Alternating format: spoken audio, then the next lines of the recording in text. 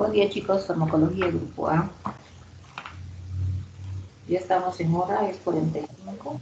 Buen día, Doc. Buen día, doctora. Buen día. Buen día, chicos. ¿Cómo han dormido? ¿Bien? Sí, digan, no, nos falta sueño. Estudiando. ¿Estudiando?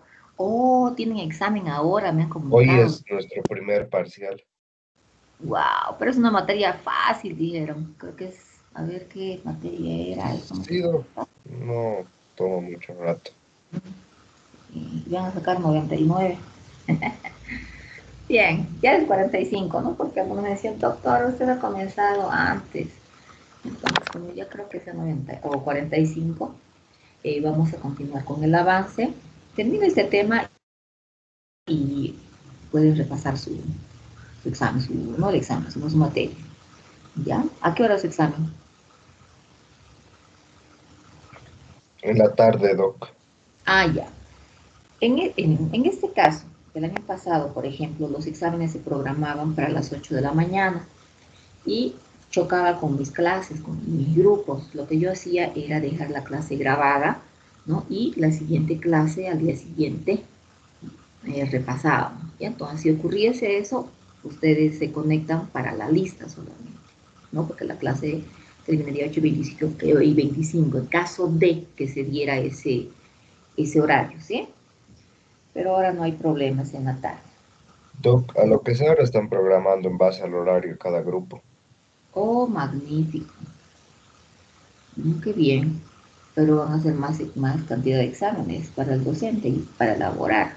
Eso no nos conviene. Bueno, pero está bien, chicos, así no se... Bueno, conmigo no se perjudicaron.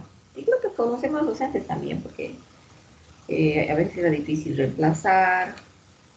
Pero está bien, chicos. Nuestro examen de farmacología es después del de fisiopato, así que nos falta bastante tiempo, ¿no? Y ahora vamos a continuar con el avance. Estamos en el tema de antagonistas adrenérgicos. Habíamos avanzado la fentolamina y habíamos clasificado a los antagonistas como los irreversibles e irreversibles. ¿Quién era el irreversible o quiénes eran los irreversibles? Fentolamina. La fentolamina es Reversible. la prazosina y el avalastol serían nosotros, ¿no es cierto?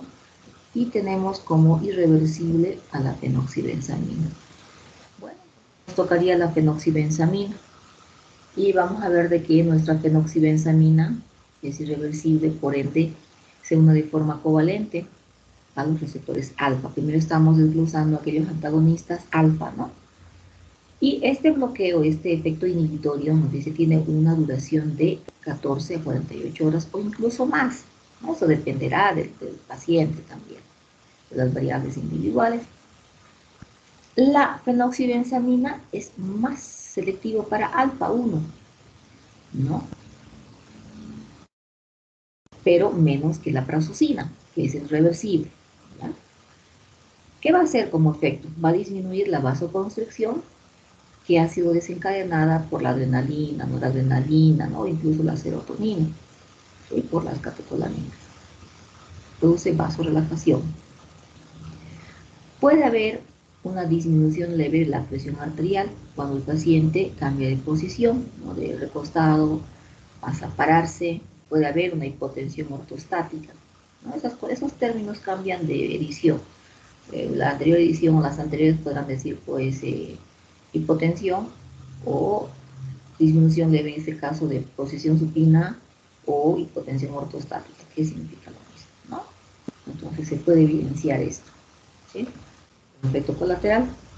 Ahora, por esa vasorelajación que desencadene esta fenoxibenzamina, nos dice el gasto cardíaco puede aumentar, ¿no? Pero por efecto reflejo, o porque también se esté bloqueando a los receptores, a algún receptor alfa 2, porque ya hace un momento habíamos especificado que era mucho más selectivo para alfa 1, pero puede escapar esta afinidad al alfa 2, ¿no es cierto? Entonces no hay nada al 100%. Y las dosis oscilarán, me dice, entre 10 a 20 miligramos por vía oral el dice ya, debería de considerarse una dosis menos de 100 miligramos, ¿no? Entonces, día a 100 miligramos, de 10 a 100 miligramos día, ¿no? Pero se asciende la dosis de manera paulatina hasta obtener ese efecto que Doc, perdón. está aplicando, ¿sí? ¿Está compartiendo pantalla? Sí, Es o que no se dígame, ve. No se ve nadie, nada, doctora. No veo, Doc. no De hecho, ve. yo iba a desconectarme, pensé que a mi mamá me fallaba. Ay, Dios santo, ¿qué hacemos? Oh, eso es lo que detesto. Pero acá me aparece de que estoy compartiendo. A ver. Porque, Doc, yo veo negro, la verdad. Oh, vamos a ver. Debe ser mi internet. No voy a echar la culpa a nadie, solo mi internet. Porque acá me aparece como que estoy compartiendo. A ver, he salido y voy a volver a compartir esto. Y he notado que un poquito han actualizado, supongo. Y a veces, no sé si fue con ustedes, pero que no se podía, no con el grupo EFA. No, que no puedo compartir. Esperen un ratito, a ver, voy a volver a entrar, salir, abrir el archivo, ¿ya? Un ratito, por favor.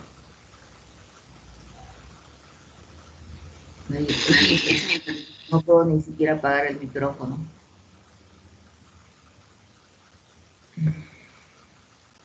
Qué pena, y desde tan temprano. Todos, ¿no ven? Bueno, ahora ya no, porque lo he dejado de compartir. Oh, qué hacemos.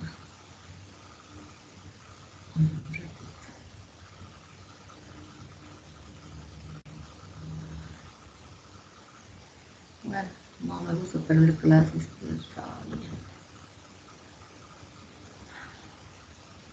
No se puede, no, se me ha colgado, como dicen ustedes, todo se paralizó. No puedo hacer absolutamente nada.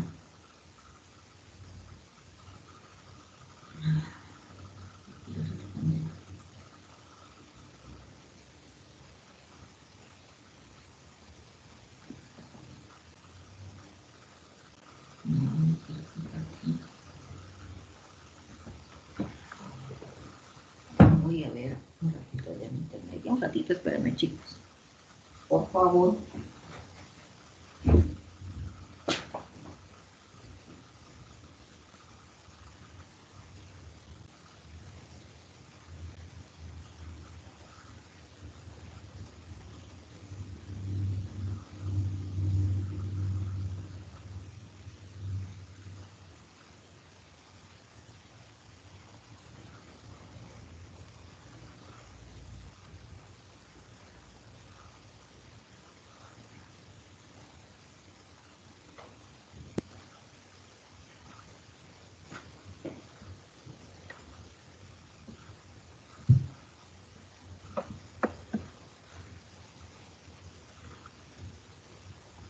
Yo creo que si no podemos compartir, por lo menos me escucharán. La mayoría tiene su libro porque absolutamente todo se ha bloqueado. Y el sábado, como tenemos la clase de reemplazo, podemos hacer esto, chicos. Sí, no.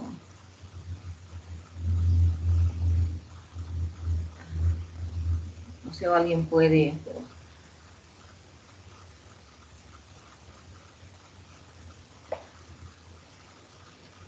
o si yo le paso a alguien, eso dice con el otro grupo, ¿eh?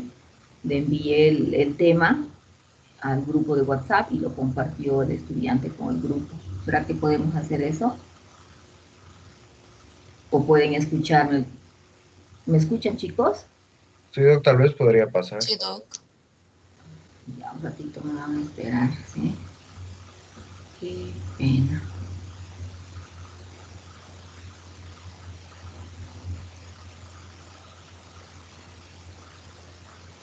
Ya un ratito me van a esperar, porque no hay nada, no se puede. Un ratito, chicos.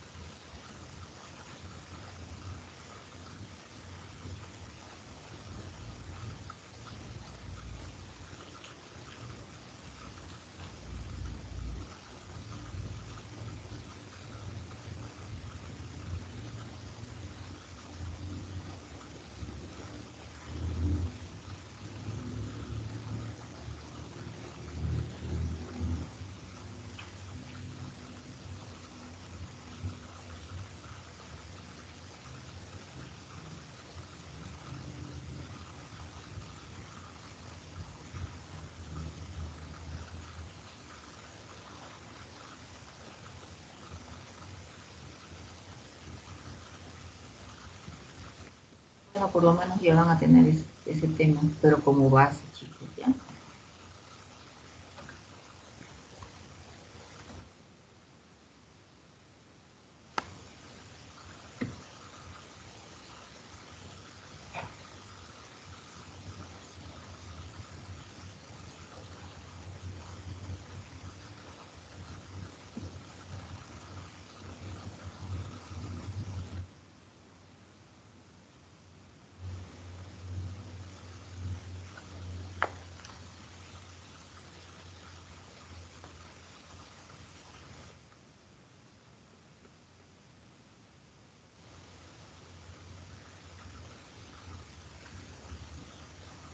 ¿Se ve ahora algo? No, ¿no? No, Doc. No, Doc. No, Doc. Todavía Mm, porque no muestra aquí la pantalla es diferente.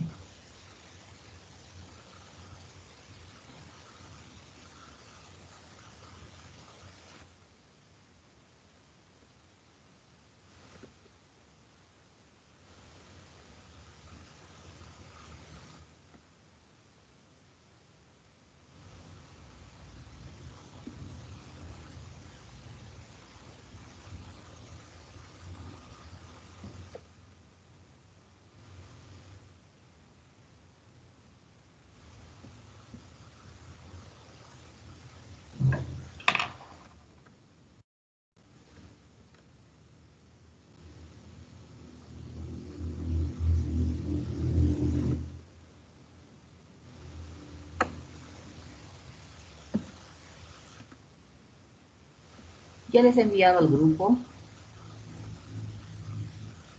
por favor, si alguien puede compartir o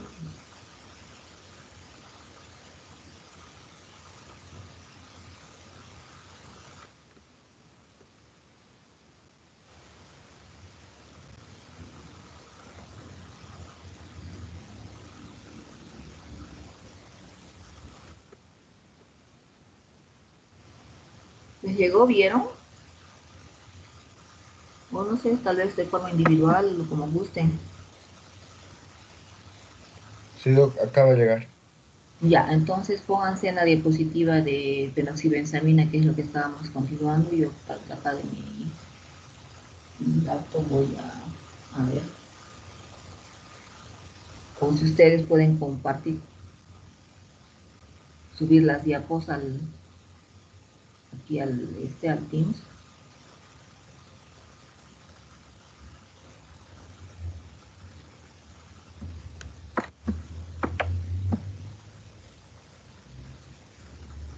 ¿Alguien podrá compartir? ¿Me comentan, por favor?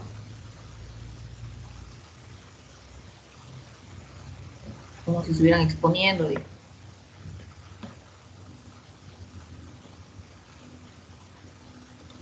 Doc, alguien ya estaba compartiendo. A ver, Ahí está. ¿Se ve? ustedes, yo no veo nada.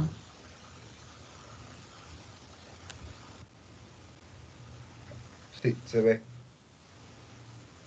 Ya, ni modo, es mi internet. Yo voy a nomás Doc, guiarme. tal vez podría salir y volver a entrar a la reunión.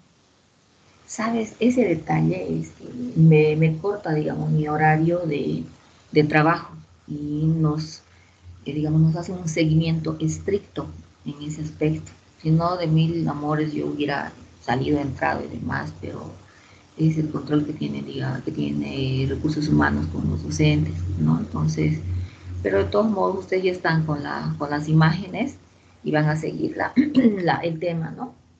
Enoxibenzamina.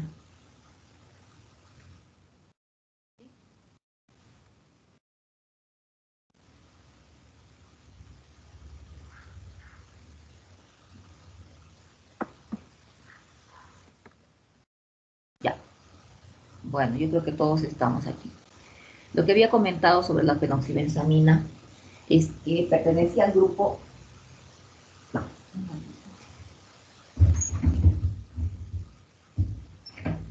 pertenecía al grupo de los antagonistas irreversibles porque tenía un enlace covalente, ¿no?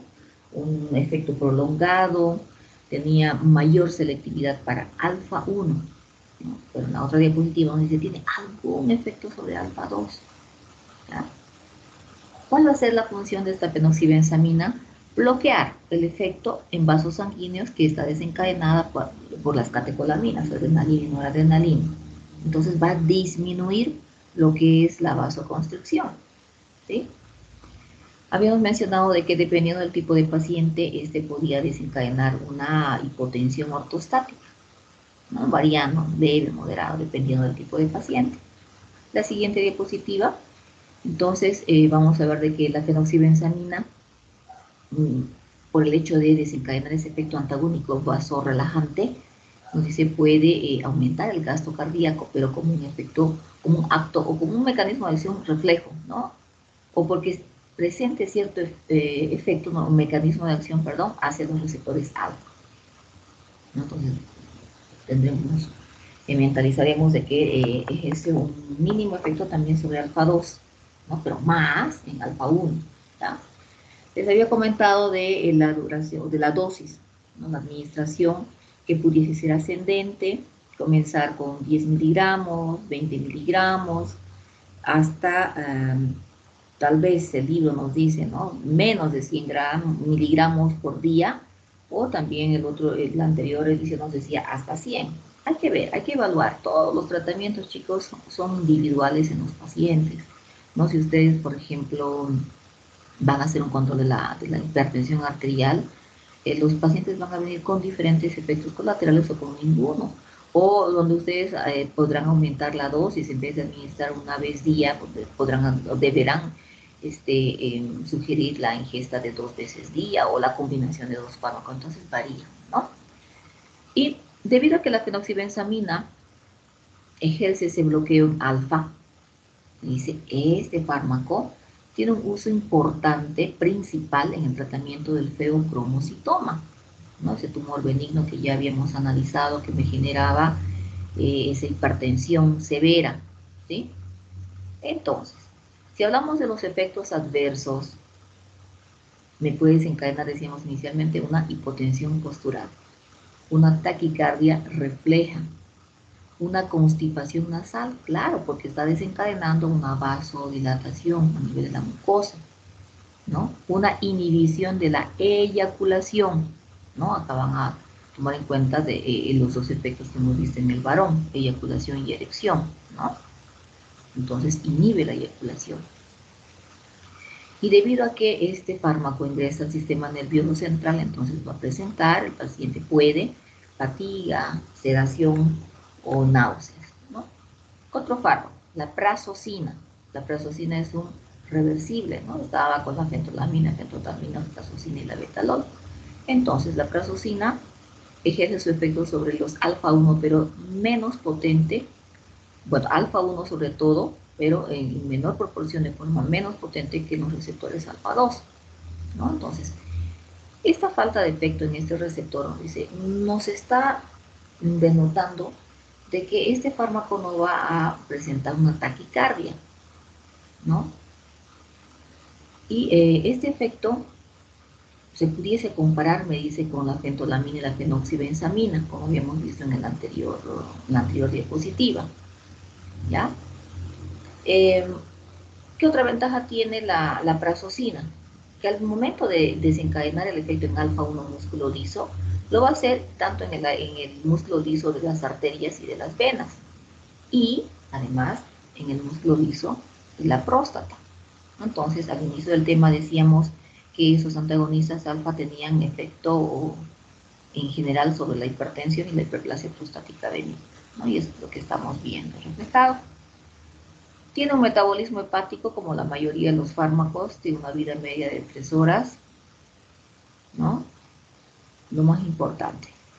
La terazocina también es un antagonista alfa 1 selectivo reversible, eficaz, miren, contra la hipertensión arterial y me dice contra aquellos síntomas urinarios que esté presentando el paciente con hiperplasia prostática benigna. Bueno, lo que me trata de explicar es que es más indicado para los varones, ¿no? Porque en la hiperplasia prostática benigna El paciente, como hemos también comentado, presenta esta micción intermitente, decíamos, ¿no? De a poco, donde se levanta unas 6 veces, 4 veces durante la noche. Entonces, esto alivia, ¿ya? Revierte. El metabolismo también va a ser hepático, la excreción renal, como la mayoría de los fármacos, y esta terazocina tiene una vida media de 9 a 12 horas. ¿Sí? Vamos a ver que hay otros fármacos que van a durar más horas. Eso tiene importancia para que ustedes sepan elegir, ¿no? Para la comodidad del paciente y para obtener un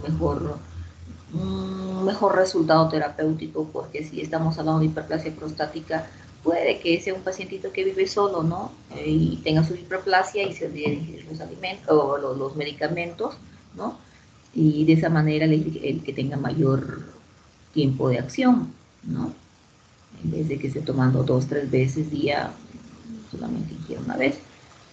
Acá ya tenemos la doxazocina. Este también tiene esa misma aplicación clínica contra la hipertensión arterial y contra la hiperplasia prostática benigna, doxazocina, ¿ya?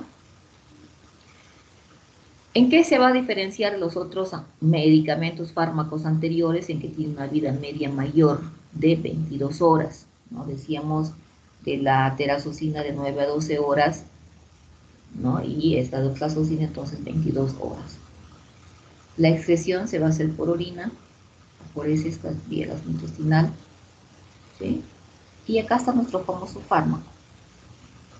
En introducción al sistema nervioso autónomo y vejiga, les decía, hay un fármaco específico, y es este, que va a ejercer su efecto antagónico competitivo, sobre todo en el receptor alfa 1, pero hay algo más, ¿ya? Tiene una biodisponibilidad elevada y una vida media de 9 a 15 horas. Como los demás fármacos, presenta un metabolismo hepático, ¿no? Bueno, decía, tiene una afinidad sobre el alfa 1, pero también habíamos visto de que el alfa 1 tiene subtipos, ¿no es cierto? Y acá me dice, esta tamsulosina ejerce su acción sobre el receptor alfa 1A y alfa 1D. Y la eficacia mayor está en el receptor alfa 1A, ¿ya? Entonces, el efecto grande, intenso, se va a ver, con mayor potencia, se va a ver en el músculo liso de la próstata, en el músculo liso vascular de la próstata. Por eso es que la tamsulosina se considera como los fármacos más eficaces para el tratamiento de la hiperplasia prostática benigna, porque tiene la afinidad en ese subtipo específico, alfa 1A, ¿no? Que es el que está desencadenando, participando de esa contracción, de esa molestia o de este vaciado intermitente en el paciente. ¿Sí? Otra ventaja que tiene la tamsulosina es que va a presentar menos efectos de hipotensión, menos efectos sobre la presión arterial, ¿no? Cuando estos pacientes cambian de posición, que por ejemplo, bueno, todos los fármacos que hemos estado mencionando, la fenoxibenzamina, decíamos, ¿no es cierto?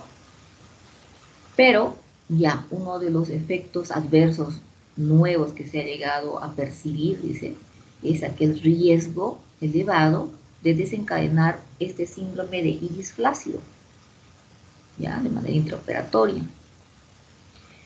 Y este síndrome se caracteriza por desencadenar un edema, ¿ya? Un prolapso, me dice el iris, una hiconstricción pupilar que va evolucionando de forma progresiva. Acá les he puesto esta imagencita, ¿no? Entonces este prolapso, este edema también. Es el nuevo efecto adverso que nos está mostrando el libro. Tenemos acá a otros antagonistas de los receptores alfa, a la alfusocina, ¿ya? Indicaciones: hiperplasia prostática benigna. Tiene una biodisponibilidad del 60% y una vida media de eliminación de 5 horas de manera aproximada. Esta silodosina es un fármaco nuevo que tiene una estructura similar, me dice, a la tamsulosina, ¿no? Porque va a desencadenar ese efecto inhibitorio sobre el receptor alfa 1A, ¿no? Y de esta manera va a ser muy eficaz en el tratamiento también de la hiperplasia prostática benigna.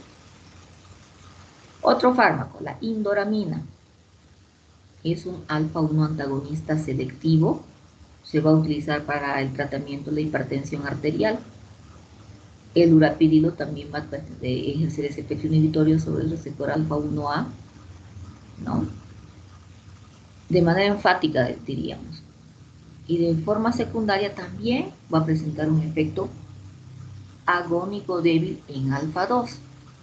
¿Sí? Entonces, mayor en alfa-1, al igual que la fenoxibenzamina, menor en el alfa-2, y es más, acá miren, el efecto va a ser antagónico, va a ser agónico en alfa-2, ¿ya? Y también sobre la 5HT1A. Cuando vean ustedes 5HT, se está refiriendo a la serotonina. Vamos a avanzar más adelante. Serotonina, ¿ya? Entonces, el efecto será ¿cuál? Débil agónico en alfa-2 y en la serotonina. Entonces, ¿qué se pudiese obtener?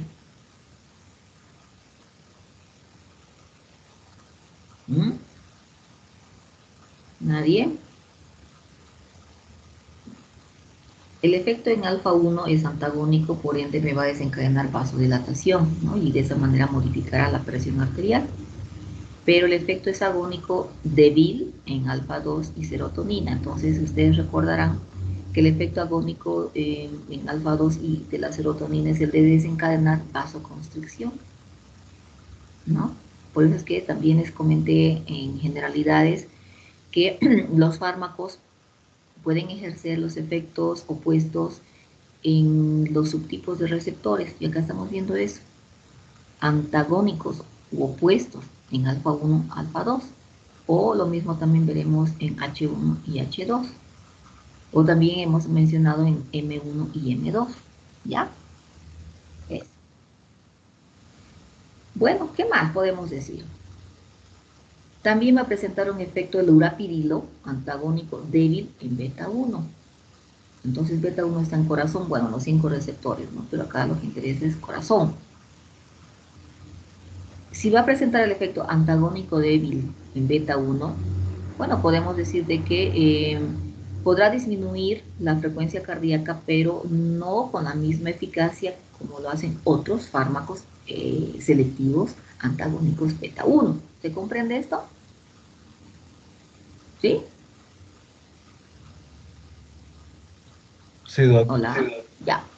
Pero de todos modos se puede utilizar para el tratamiento de hipertensión arterial y la hiperplasia prostática benigna porque el mayor efecto es en alfa-1 y alfa-1 es el que está relacionado con el músculo liso de la próstata y los vasos sanguíneos, ¿no es cierto? Tenemos fármacos neurolépticos, ya fármacos neurolépticos, es decir, que me van a desencadenar un efecto sedante. ¿Y quiénes son estos fármacos? La clorpromazina y la haloperidol, ¿no? Esos van a ejercer un efecto antagónico u opuesto de la dopamina y de alfa. Dopamina, si ustedes recuerdan, los receptores estaban en el cerebro, ¿no es cierto? Esa es la explicación, el por qué de ejercer este efecto antagónico. O, por ejemplo, de alfa, y en alfa decíamos con la clonidina, presenta una dependencia, podemos decir, del estímulo a nivel del sistema nervioso central, ¿no? Porque tanto es así que hemos hablado de la clonidina y el efecto sobre la hipertensión arterial, porque esto se debe a esa participación en el sistema nervioso central, ¿ya? ¿Qué efectos adversos se pueden observar? Hipotensión. Bueno, similares, ¿no? El efecto es en vasos sanguíneos, entonces los efectos colaterales son similares. Otro fármaco, la trazodona, también va a bloquear a los receptores alfa-1. ¿Sí? Otro, la yoimbina, tal vez han debido escuchar. Es un alcaloide indol alfa-2, antagonista selectivo. Y ese es el que va a mejorar el funcionamiento sexual masculino. ¿Ya? Pero también, como otro efecto, va a revertir los efectos antihipertensivos de un agonista alfa-2 como la clonidina, ¿no? Porque está bloqueando la clonidina a nivel del sistema nervioso central, cosa de que la clonidina no va a poder evitar la liberación de las catecolaminas. ¿No? No se ejerce el efecto de la clonidina, por eso no se puede revertir ese efecto antihipertensivo que debería de ejercer la clonidina. ¿Ya? Bloquea, en otras palabras, a la clonidina, ¿no? A veces un poquito se complica el caso, como bueno, si lo han entendido al leer, está magnífico. Una vez que hemos conocido a los fármacos, los mecanismos de acción, los efectos, entonces nos toca hablar de la farmacología clínica, de la aplicación, para qué patologías los podemos utilizar. Y acá tenemos el feocromocitoma, ¿no? Que es una de las indicaciones comunes que hemos estado viendo, repitiendo con los fármacos. Y bueno, esto ya lo sabemos, ¿no? Con el caso clínico que han resuelto, con el feocromocitoma, es un tumor benigno, nos dicen, ¿no? De la médula suprarrenal, que va a presentar esa característica de liberar en grandes cantidades catecolaminas, ¿no? La adrenalina, noradrenalina, y ellas van a desencadenar esa hipertensión que puede ser intermitente o sostenida, una hipertensión severa, una hipertensión muy elevada. Y además el paciente podrá presentar cefaleas intensas, ¿no? Por esa vasoconstricción intensa. Ahora sí, un poquito hacemos el paréntesis con cefalea. Acá esta cefalea está desencadenada por la vasoconstricción, cefalea, ¿no? Secundaria al feocromocitoma. Cuando hablemos de migraña, la cefalea se va a estar produciendo por la vasodilatación, ¿ya? Podrá presentar el paciente con feocromocitoma palpitaciones y hasta sudoración. Bueno, entonces, el diagnóstico de esta patología se realiza a través de percibir, de obtener, ¿no?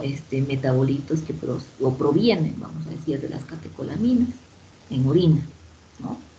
Entonces, estos metabolitos son el ácido 3,4-hidroximetilmandélico, la metanefrina y la normetanefrina.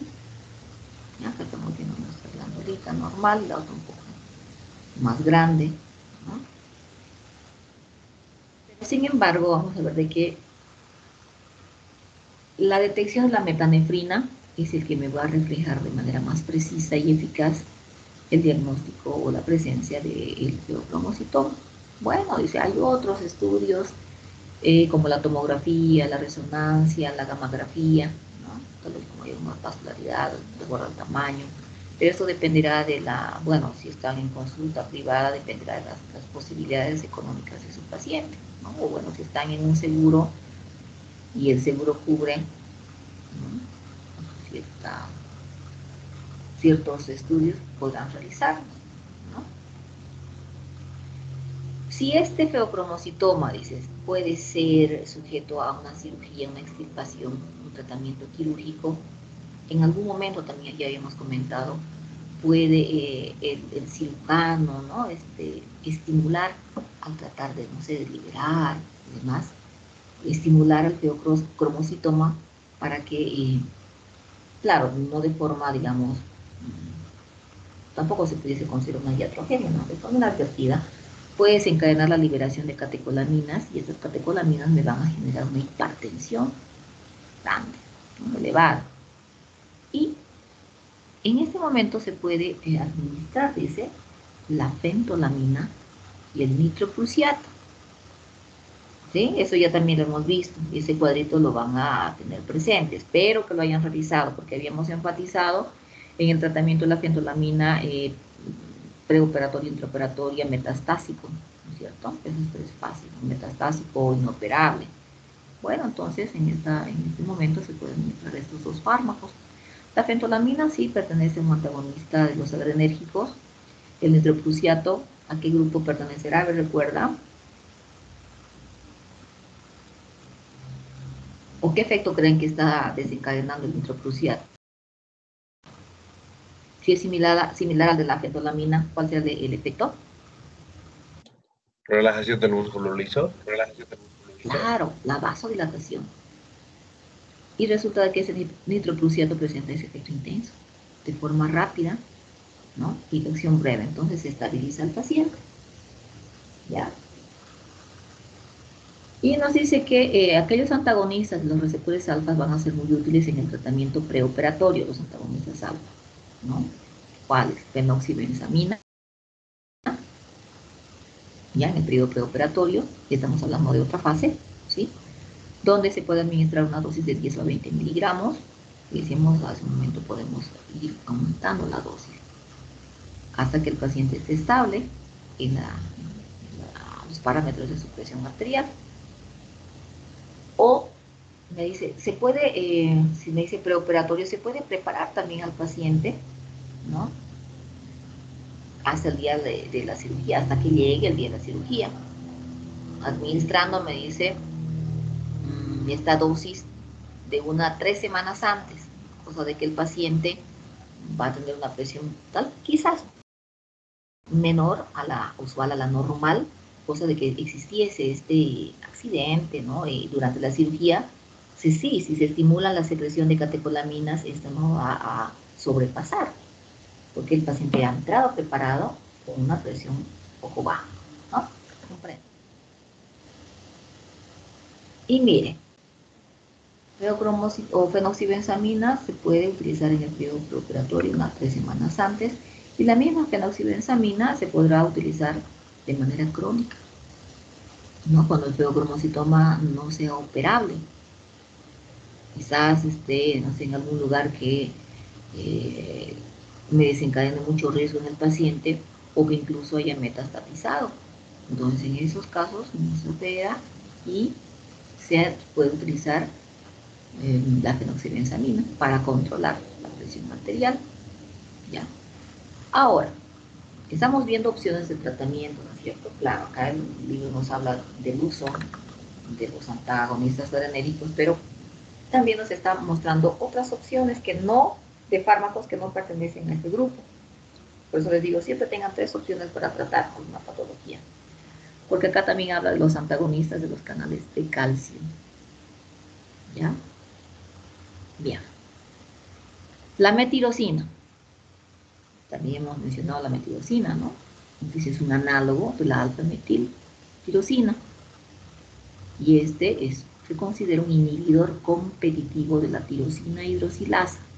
¿Recuerdan qué era la tirosina hidroxilasa? Sí, ¿no es cierto? Es la enzima que va a participar en la transformación de la tirosina en la metirosina y dopamina. Por eso me dice, interfiere en la síntesis de la dopamina. Y de esa forma va a haber una disminución en las concentraciones de las catecolaminas, adrenalina y noradrenalina, que son las que se están liberando ante el estímulo del feocromocitoma. ¿Sí? Entonces, para que vean, autónomo es importante porque es en este tema que hemos hablado de la metirosina como un inhibidor en este momento de la síntesis de la dopamina, ¿no es cierto? Esta metirosina también se puede utilizar en el tratamiento del feocromocitoma inoperable o metastásico.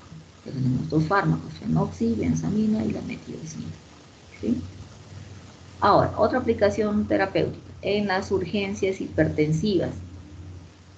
¿Sí? ¿A quién podemos utilizar? El labetalol. Ahora, en ese tema también ustedes dirán, pero si todos los antagonistas adrenérgicos alfa podrán ejercer su efecto en músculo liso, yo voy a obtener el mismo resultado, sí, pero sabemos de que siempre existe esa afinidad mayor de un fármaco que del otro, por eso la sugerencia en relación a la aplicación clínica con ciertos fármacos, ¿ya? En el caso de una hipertensión crónica nos dice crónica, ¿no? La prazosin. Y acá ya estamos comenzando a ver fármacos en diferentes tipos de hipertensión. Hemos hecho casos clínicos también, no leve, moderada, severa. Donde nos dice que la prazosin se puede utilizar en la hipertensión leve a moderada. ¿Sí? Leve a moderada sobre todo. ¿Ya? Dentro del efecto adverso es el de desencadenar hipotensión, sobre todo después de esa primera dosis. El paciente se maree. Por eso se debe sugerir de que el paciente se recueste, ¿no? Ingiera su primera dosis. De semisentado, tampoco recostado, no horizontal. Ahora, ¿qué más se ve como ventaja de la prazosin? El efecto favorable. Dice, no presenta ninguna variación en la concentración de lípido a nivel plasmático. ¿Ya? No aumentan estos lípidos porque ustedes en fisiopatología deben estar avanzando lo que es aterosclerosis, arteriopatía coronaria, ¿no? Que esta puede llegar a ser considerado un agente, un factor predisponente, porque no, de hecho, un agente etiológico de lo que son patologías cardiovasculares. Entonces no varían. En este caso estaríamos refiriéndonos a nuestras LDL, ¿no? Otra ventaja es que no solamente no va a variar la presión o la concentración de la LDL, sino que va a incrementar la concentración de la HDL, ¿no? La HDL que era, en cambio, la lipoproteína Lipoproteína de de alta densidad. alta densidad, la buena, dicen, ¿no? Si decimos la buena es porque tiene la función de recoger a la LDL, ¿no?, de la periferia y llevar nuevamente a hígado para que se vuelva a reciclar, ¿no?, y se evite el acúmulo de esta LDL y por ende se evite la oxidación de la LDL, ¿no? Entonces esa es la función. Y es bueno de que exista un aumento de la HDL. ¿Qué más? Se puede utilizar una enfermedad vascular periférica, ¿no? El síndrome sería este, transitoria periférica. Alguien me dijo en una clase, también hemos hablado sobre esto. Nadie, que sobre todo se ve a nivel Síndrome de... Raynaud. Exacto, síndrome de Raynaud. Bueno, podrá utilizarse centenos usted, ¿no? Velarde, doctor. Ah, Velarde, pero también participó Centeno al inicio, creo. No, entonces era solo Velarde. ¿Alguien más? Nadie más. Bueno, y ahí está, ¿no? Síndrome de Raynaud, vasoespasmo, pero también se pueden utilizar los bloqueadores de los canales de calcio, ¿no? Otra opción. Y aquí es lo mismo. A nivel de vasos,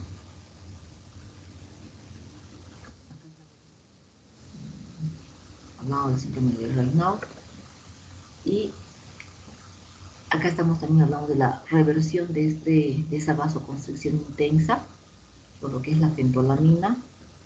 Un poquito me desglosa, ¿no? Porque aquí también he mencionado como título fentolamina, trazocina y fenotila. Y acá me menciona la fentolamina, ¿no? Pero no solamente en el síndrome de Reyes, sino que en aquellos casos en que se administra mucha cantidad de un anestésico, como puede ser, o un vasoconstrictor prototipo, como puede ser la adrenalina, ¿no? Recuerdan, en agonistas hemos visto esto. Entonces, para evitar esa vasoconstricción intensa que está ejerciendo la adrenalina, se puede revertir con la fentolamina. Otra aplicación es la obstrucción urinaria. Obstrucción urinaria, esto asociamos con un paciente varón con hiperplasia prostática benigna, por ejemplo, ¿no? ¿Qué fármacos? La prazosina, la terazocina, la doxazocina, ¿no? Y de forma, como el fármaco estrella, nuestra tamsulosina. ¿Por qué habíamos dicho?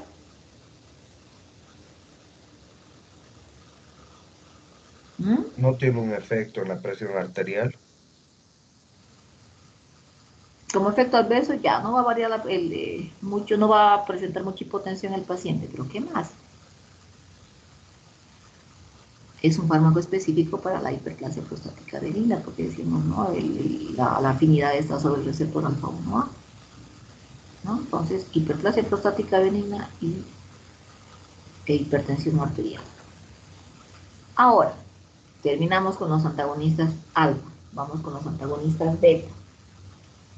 Beta 1, 2, 3. Enfatizar más en lo que es este corazón, ¿no?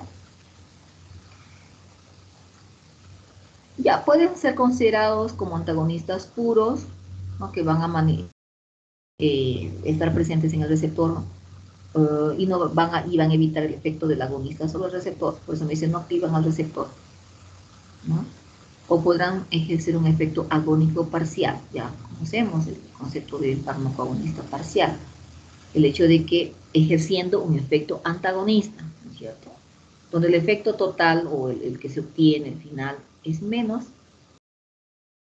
que el efecto agónico específico. En este caso es el hecho de administrar un antagonista beta, ¿no? Si estamos hablando de beta, tomemos corazón, me podrá presentar el paciente una frecuencia cardíaca como ejemplo, ¿ya? Tomemos ya 105, ¿no?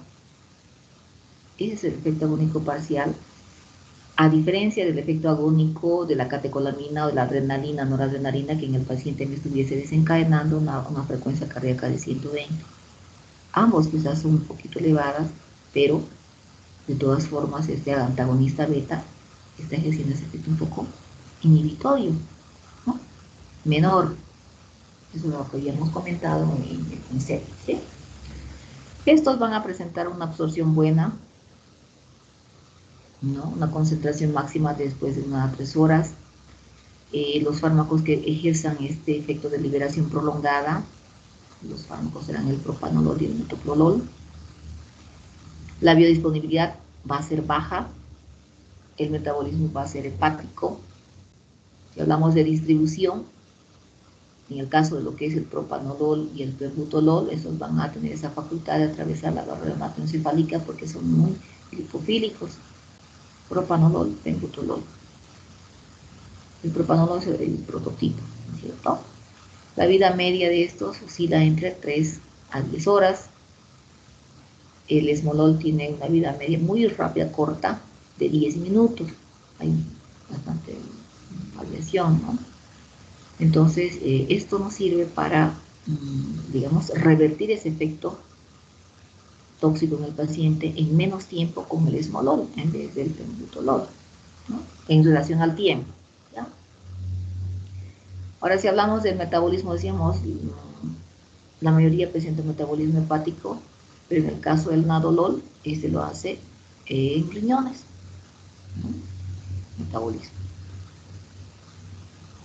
¿Qué va a presentar como efecto estos antagonistas? Van a presentar esos antagonistas en el aparato cardiovascular. Miren, me dice, puede disminuir la presión arterial. ¿Les recuerdan? Teníamos a los beta 2 que estaban tanto en músculo liso como en corazón, ¿sí?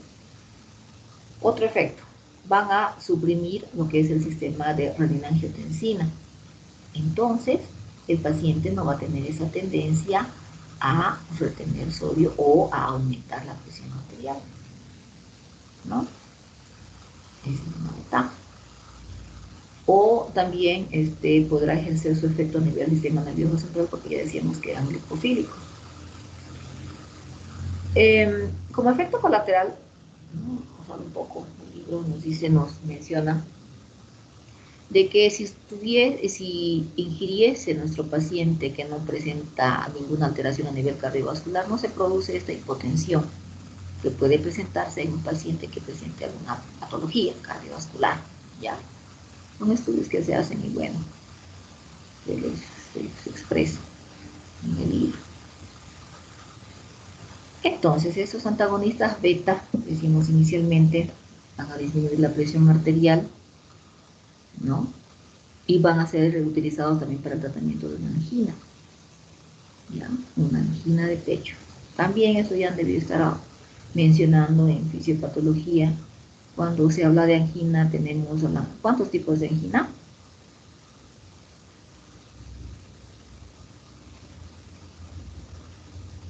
¿O cuántos conocen?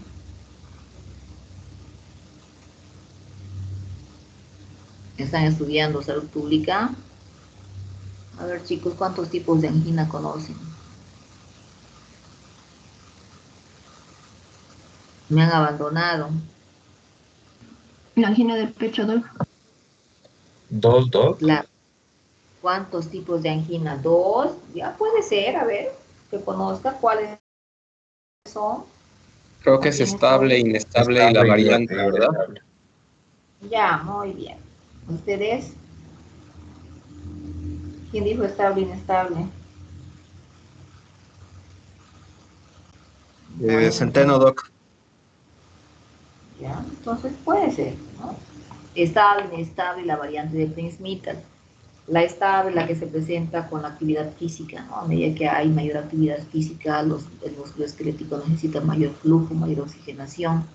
Y si desde ya mi coronaria está aterosclerótica o con la disminución del lumen, Va a haber un momento en que no se pueda satisfacer esa demanda y ¡tuc! Se nos desmaya el paciente o presente este dolor, porque no, si estamos hablando de angina. Entonces puede servir para tratar esta angina. O la inestable, la que se presenta en reposo, y la variante de Flynn-Smith, la que se presenta por un sobreestímulo del sistema simpático, ¿no? Esa vasoconstricción intensa, transitoria. Se podrá utilizar en el tratamiento de la insuficiencia cardíaca crónica o también un infarto de miocardio. Entonces, bueno, un infarto de miocardio, en un infarto de miocardio puede estar participando un aumento de la frecuencia cardíaca, desde ya una insuficiencia cardíaca izquierda, por ejemplo, que me esté llevando a una hipertensión concéntrica, ¿no? El paciente aumentando el espesor de la pared. Y decíamos, cuando aumenta este espesor de la pared del ventrículo, hay una compresión de esos vasitos que están irrigando el ventrículo. Entonces, imagínense más, sumado a esto, una arteriopatía coronaria aterosclerótica, no va a haber quien nutra o quien otorgue ese oxígeno o flujo de sangre al corazón, y el corazón se llega a infartar. O también pudiésemos pensar en como infarto de miocardio, la oclusión de cierta rama arterial, que han visto también cardíaco, ¿no? O ya saben por anatomía cuáles son los vasos que irrigan al corazón, las ramas principales, ¿no? Y demás, ¿no? Entonces, una de estas ramas puede ocluirse y desencadenar un infarto, ¿no? Que van a estar complicando con el aumento de la frecuencia cardíaca. Porque ya sabemos de que al aumentar la frecuencia cardíaca, lo que se está disminuyendo también es la fase diastólica, esa relajación, ¿sí? Bueno, angina, insuficiencia cardíaca crónica, infarto de miocardio. Se revierte esto con los antagonistas beta. Y, bueno, eso ya saben, se puede aplicar o va a presentar efectos, me dicen, en el aparato respiratorio. Hemos estado hablando de asma, ¿no? En el caso clínico.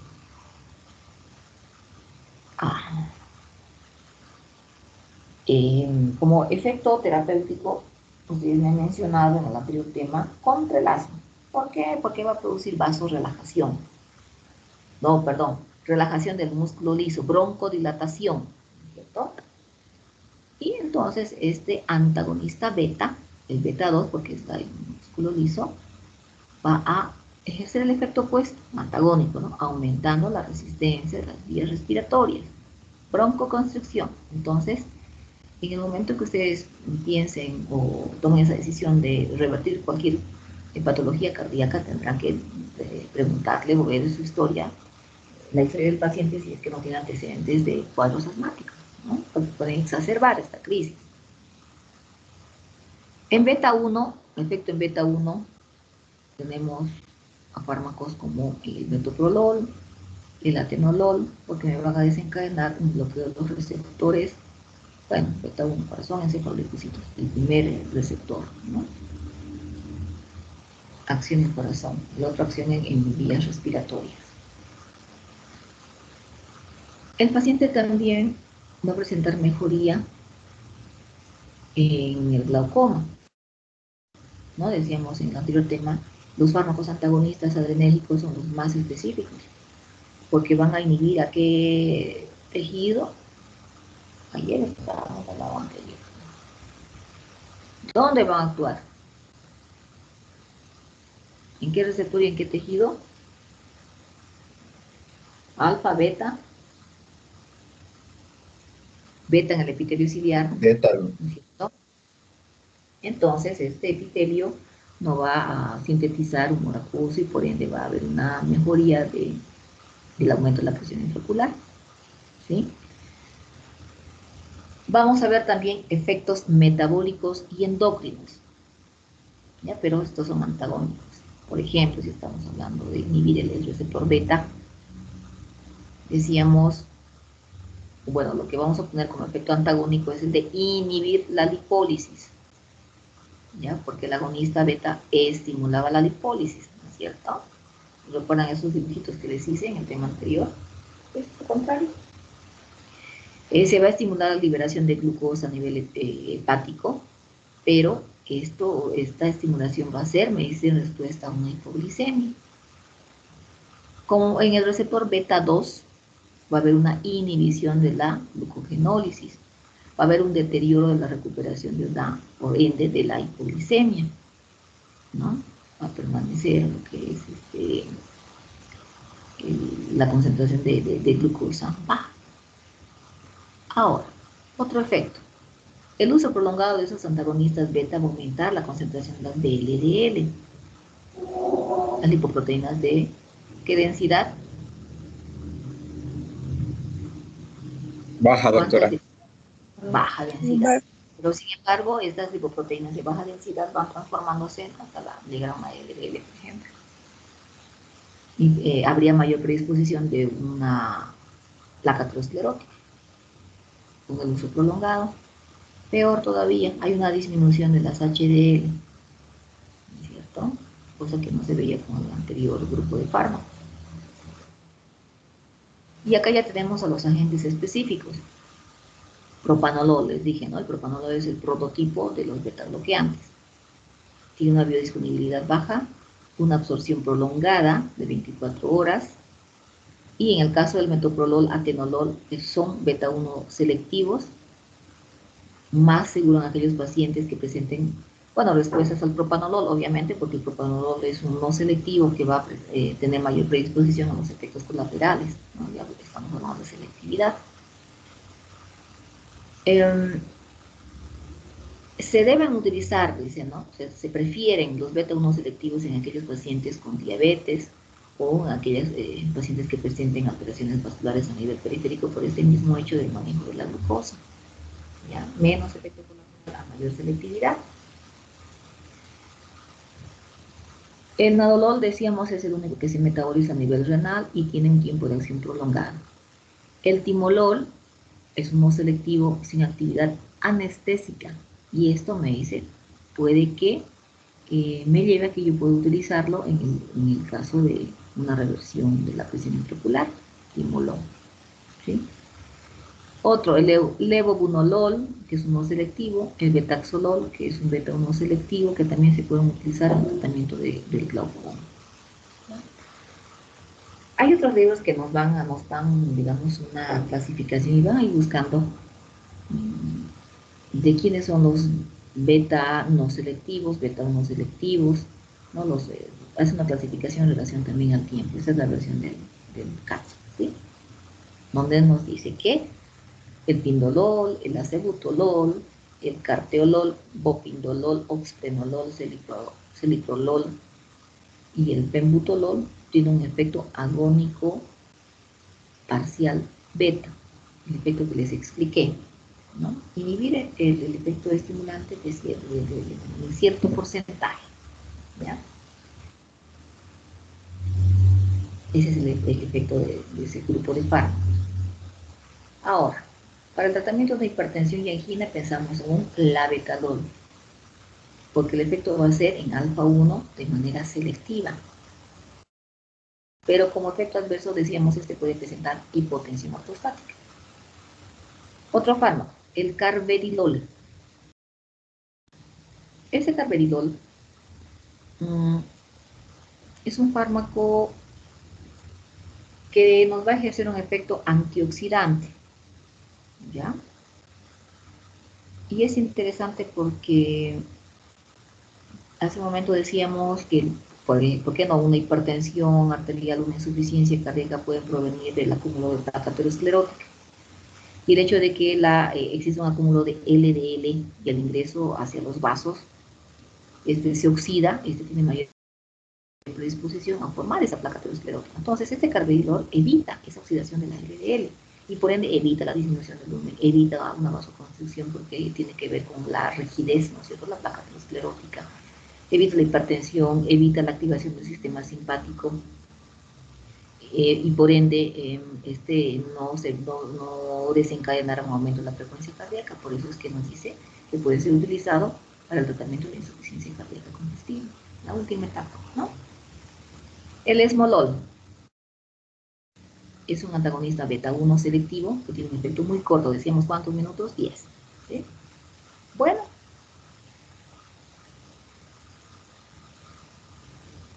Otro uso contra las arritmias supraventriculares, ¿no?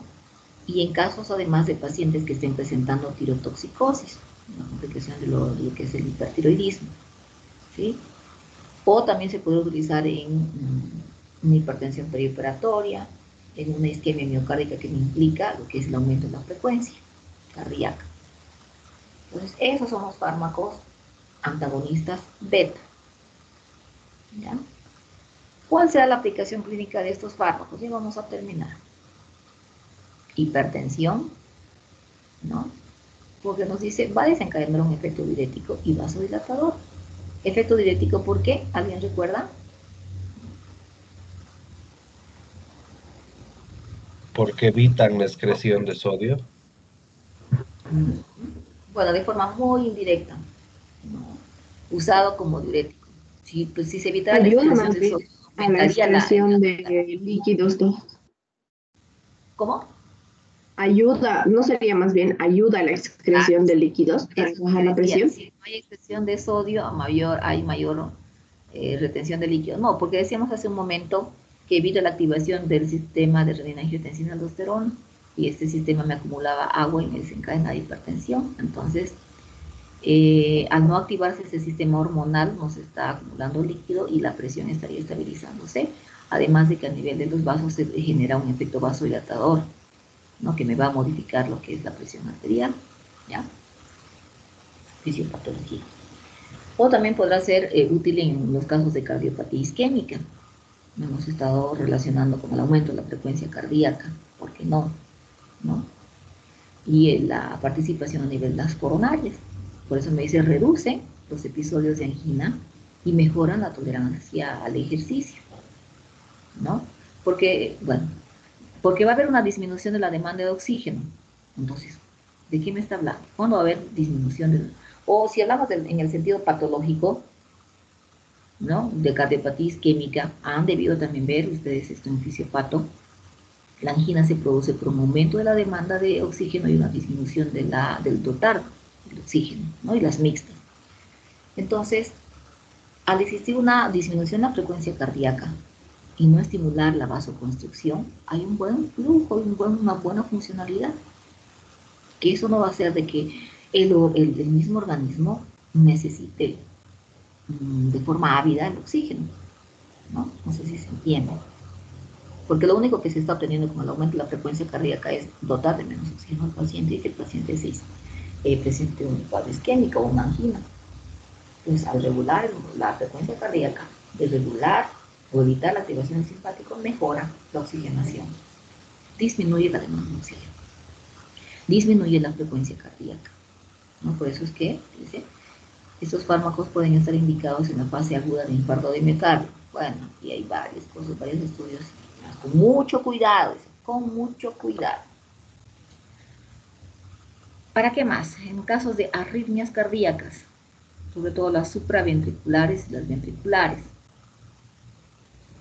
¿qué van a desencadenar? Van a disminuir la velocidad de conducción, disminuyendo la frecuencia cardíaca, ¿no es cierto? Por ende, va a haber un aumento del periodo refractario. ¿Qué era el periodo refractario?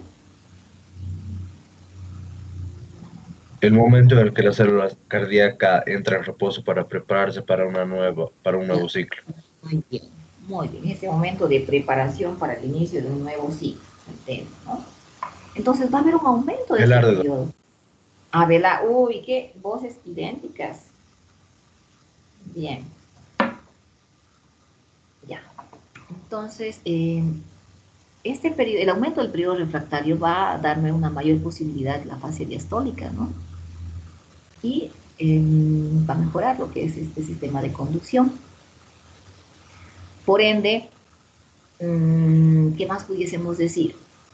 Al no existir este aumento de la frecuencia cardíaca, esta taquicardia o arritmia, se evita que algún foco ectópico se active, ¿no? Por eso me dice, reducen los latidos ectópicos ventriculares. Esto es un arritmo, porque se podrá ver una arritmia. El síndrome en esa arritmia por mecanismo de reentrada, el síndrome de Wolff-Parkinson-White.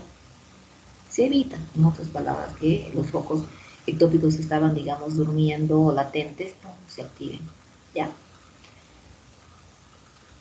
El sotalol, me dice, va a bloquear Bueno, si hablamos de mecanismos de reducción de la frecuencia cardíaca, me habla de la ubicación del mecanismo de acción de nuestro sotalón, el bloqueo, la forma de evitar, de revertir la frecuencia o disminuir la frecuencia cardíaca es a nivel, o sí, a nivel de lo que es el canal iónico, ¿ya? ¿En qué más? En una insuficiencia cardíaca. Bueno, yo creo que también está en insuficiencia cardíaca en semiología y fisiopatología, ¿no? El concepto de insuficiencia cardíaca, ¿cuál es? El fallo de la contracción del corazón. ¿Ya?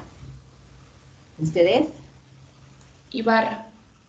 Es la que participó hace un momento, ¿no? No, espera. No, la otra muchacha que apellidaba, cuando estábamos hablando Barral. de Barral. Ya. Bueno, el corazón no funciona. ¿Cuál es la funcionalidad del corazón? El funcionamiento sístole diástole y otorga un cierto flujo. Eso es lo que no puede hacer el corazón. Ya han debido haber valvulopatías. Puede verse a una estenosis o una válvula regurgitante, ya sea en la mitral con mayor frecuencia y en la aorta, ¿no es cierto? Y esto va a desencadenar ciertos cambios, cambios compensatorios, cambios fisiopatológicos, dentro de los cuales tenemos una hipertrofia concéntrica, la activación neurohormonal, ¿no es cierto? Y que cada vez más está complicando o encharcando al corazón, que me va a llevar a lo que es insuficiencia cardíaca. Entonces, estos fármacos pueden evitar ese progreso, ese cambio fisiopatológico. ¿Quién es? El metoprolol, bisoprolol, carvedilol, ¿no? Nuestro antioxidante. ¿Qué es lo que van a hacer? Básicamente van a evitar la remodelación. ¿A qué se referirá con remodelación? ¿Qué han estado viendo en insuficiencia cardíaca izquierda? ¿Tendrá algo que ver con la izquierda o con la derecha?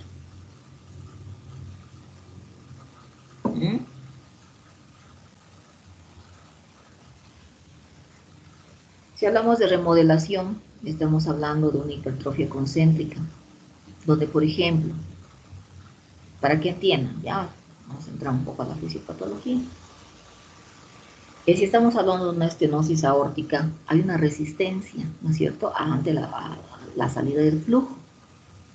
No puede salir la sangre en la sístole ventricular. Entonces, como mecanismo de compensación, mi ventrículo izquierdo ejerce más fuerza y es cuando se produce, hay cambios celulares, es cuando se produce la hipertrofia concéntrica, aumenta el espesor de la pared y ahora sí es cuando puede salir ese flujo. Magnífico, de esa manera se ha compensado el flujo sanguíneo. Pero ¿qué pasará a nivel de lo que es la pared cardíaca? Al momento de hipertrofiarse con toda esa evolución, hay pues una mayor diferenciación de estas células cardíacas y es tan intenso, dice que a veces estas no llegan a madurar de la forma adecuada, es decir, adquirir esa capacidad de contractilidad y por ende, ya para resumir, se produce la apoptosis, ¿no? Y se desechan a estas células miocárdicas, pero ¿qué pasa con el espesor del miocardio? Que dejan huecos, espacios. Y esto a nivel de tejido se percibe como un proceso inflamatorio, ¿no? Entonces, el mismo tejido trata de subsanar esto y desencadena, o ese es más, este proceso inflamatorio va progresando y la evolución de este es desencadenar una fibrosis y rellenan estos huecos, estos orificios que ha dejado la apoptosis. Ese es el remodelado. Entonces evita eso con la disminución de la frecuencia cardíaca, ¿ya? Y por ende se evita la muerte del paciente. Para otras afecciones cardiovasculares, dicen, porque puede aumentar el volumen sistólico, por ejemplo, en la miocardiopatía obstructiva. Bueno, por eso pudiésemos considerar esta misma estenosis aórtica, ¿no? Porque si hablamos de miocardiopatía, como concepto de miocardiopatía, vemos que es una alteración en lo que es el sistema de mecánico de contractilidad y el de conducción, ¿no? Y eso es lo que se debe evidenciar en una estenosis aórtica. O en aquellos casos de disección del aneurisma aórtico, en los casos de glaucoma, hemos visto en el epitelio corpociliar, cuando se impide la mayor síntesis de hemo acuoso, Y decíamos el timolol, ¿por qué? Es el indicado porque no me va a generar ese efecto anestésico local, ¿no? Otros serán el betaxolol, carteolol, levobunolol, metipranolol. Entonces ya estamos viendo la afinidad de fármacos ante una patología. Se puede utilizar también en el hipertiroidismo, decíamos, ¿no? Hemos analizado también un poquito los conceptos, los cambios de hipertiroidismo, ¿no es cierto? ¿Recuerdan? ¿Qué características tenía mi hipertiroidismo?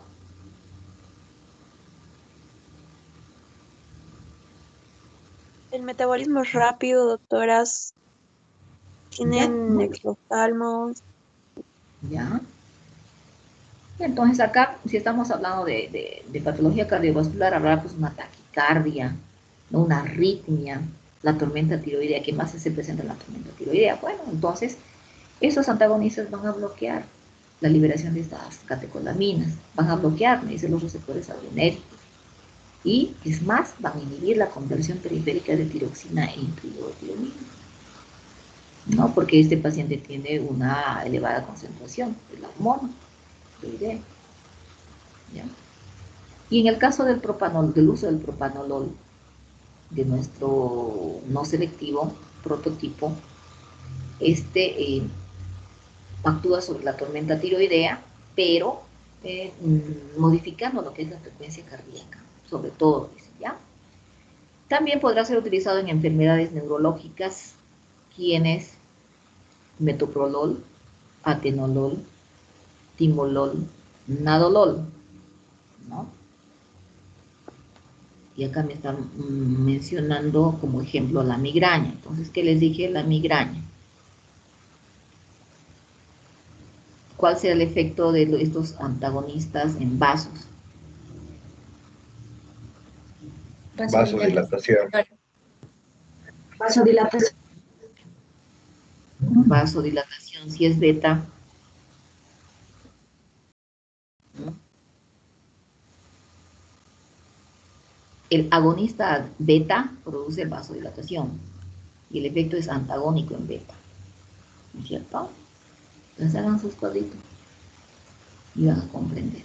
Entonces estos antagonistas beta van a poder ser útiles más adelante cuando hablemos de migraña, nos dice como profilácticos, ¿no? Al igual que el paracetamol y el ibuprofeno. Contra la migraña. Van a desencadenar una reducción del temblor muscular, reducir la ansiedad, ¿no? Ese miedo, esa angustia que siente el paciente. O también disminuirán la presión venosa portal en pacientes cirróticos, ¿no? O en el caso del propanolol, nadolol, esos van a disminuir el sangrado de varices esofágicas por esta vasoconstricción, chicos, ¿no?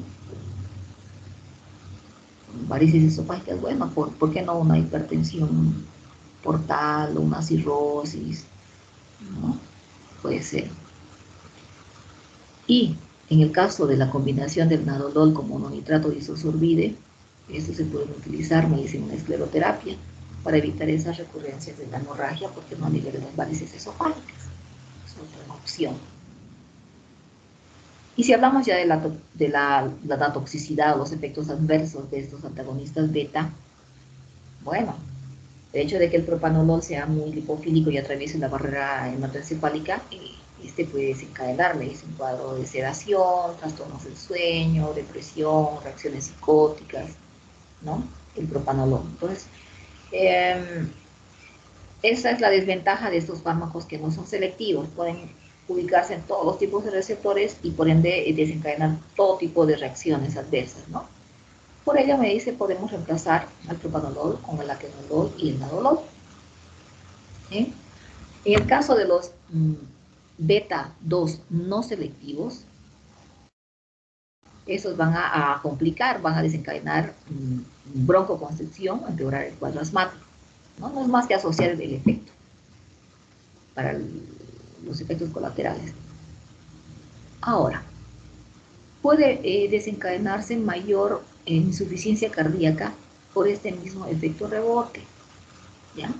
Porque en ese momento decíamos, pueden estar indicados en insuficiencia cardíaca, pero dependerá de la dosis para poder producir el efecto rebote. y de esta manera descompensar a un paciente con insuficiencia cardíaca. Porque si ustedes analizan, una insuficiencia cardíaca ya nos puede estar notando un acúmulo de líquido, ¿no es cierto? El aumento del volumen por desactivación del sistema adrenérgico aldosterona, ¿no? Entonces, puede aumentar la precarga de una insuficiencia cardíaca. ¿Y qué necesita el corazón? El que se produzca una sístole adecuada. ¿Y qué es lo que está haciendo el antagonista beta? Disminuir la frecuencia cardíaca. De esa manera es como puede descompensarse nuestro paciente, ¿ya? Pero ahora acá también hay otro detalle. No es lo mismo disminuir la frecuencia cardíaca que hablar del efecto dinotrópico positivo, ¿no? Por eso dice puede. Por eso es que también se tiene la opción de utilizar los antagonistas de los canales de calcio, ¿ya? Bueno, ¿qué otros efectos más podemos obtener? Ahora, si hablamos de combinación, porque me dice interacción con antagonistas de los canales de calcio, bueno, se podrá observar un efecto sinérico, se podrá observar una hipotensión grave, una bradicardia, anormalidades de lo que es la conducción, porque se está, digamos, magnificando ese efecto en el sistema mecánico y en el sistema de conducción, potencializar el efecto, ¿no? Entonces hay que tener mucho cuidado. O también podrá ejercerse este efecto de supresión, ¿no? Con lo que es sobre todo el propanolol y el metoprolol, que el paciente exacerbe la patología o se observe el efecto rebote, ¿ya? Por el hecho de, digamos, discontinuar de forma abrupta el fármaco, ¿no? Por eso es que a veces se sugiere, en este caso, con el propanolol y el metoprolol, y por qué no hablar de los corticoides, se baja de manera paulatina o descendente, dice la dosis, ¿no? No quitar de golpe. Lo que se tiene que hacer en este caso, si se quitó de golpe, es volver a administrar el fármaco al paciente y disminuir de a poco. No se debe utilizar, me dicen, pacientes diabéticos insulinodependientes, los antagonistas beta-adrenérgicos no selectivos, porque estos van a desencadenar una inhibición de la secreción de insulina, ¿no? Y más si me está hablando de un paciente diabético tipo 1, porque ese es el que es insulinodependiente, ¿no es cierto? Y hasta acá quedamos, chicos. No sé si me voy a poder acceder a la lista. ¿He mejorado esto? No. Tiene. Espero que se haya comprendido o algunas dudas que tengan aquí. Hemos visto que los efectos de los antagonistas alfa sobre todo son en vaso, ¿no? Beta, corazón. Alfa decía vaso, pero también en la hiperplasia prostática bénica, ¿no?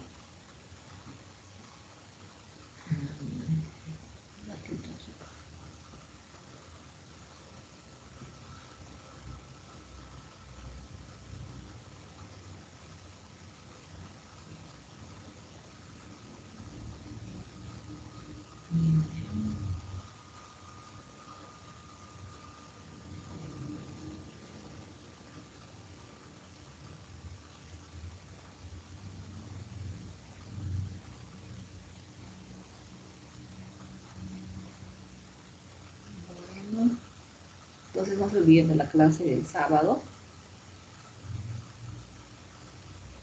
y el trabajito que tienen,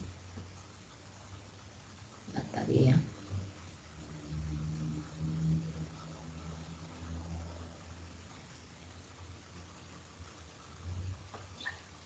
Avan.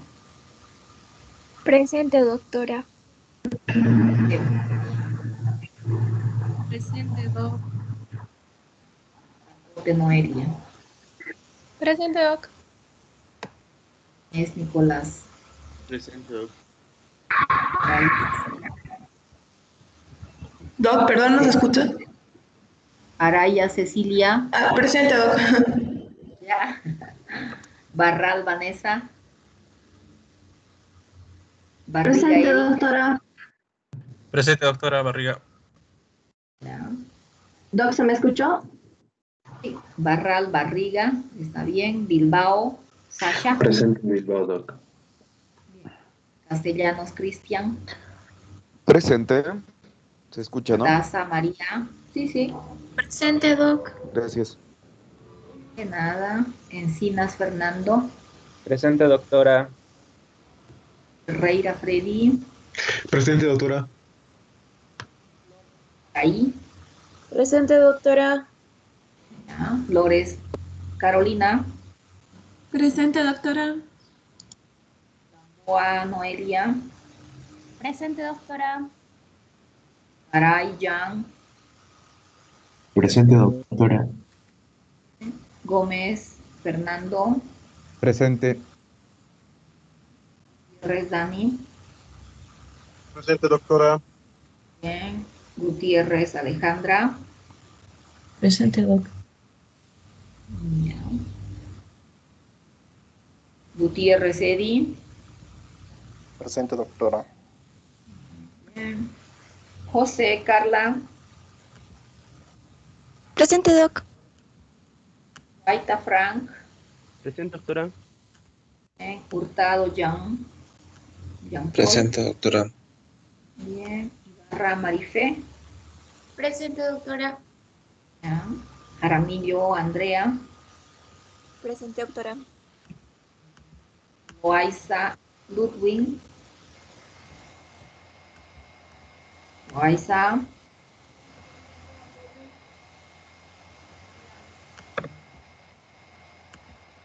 López Isabel. López, presente, Doc. San Melina. Luján, presente, Doc. Giovanna. López Giovanna. Miranda Nayeli. Presente, doctora. Bien. Miranda Francisco. Presente, doctora. Bien. Montaño Brandon. Presente. Montaño Brandon. Mundo Corre Erika. Presente, doc. Bien. Muñoz Ricardo. Presente, doctora. Bien. Nilipú Presente, doctora. Nakers. Orellana Yesid. Presente, doctora. Ortuño Natalie. Presente, Doc. Parco Andrés. Presente, doctora. Bien. Pérez Marco. Pérez, presente, doctora. Bien. Pizarro Almendra. Presente, doctora. Bien. Rivera Javier. Presente, Javier. doctora. Bien. Riva Gardenia. Presente, doctora. Presente, Ya. doctora. Arriba, presente. Bien. Muy bien. Rocabado Laura. Laura. No está. Sánchez Marisol. Presente, doctora. Bien. Ticona Sharon. Presente, Doc. Bien. Torrejón Sarita. Presente, Doc. Ya. Torrico Diego. Presente, doctora. Bien. Bien. Flores Francesca. Presente, doctora. Vargas Brenda. Presente, doctora. Velarde Adrián. Presente, doc. Elis Carmen. Presente, doctora. No, Jimena. Presente, doctora. Zambrano Sharon.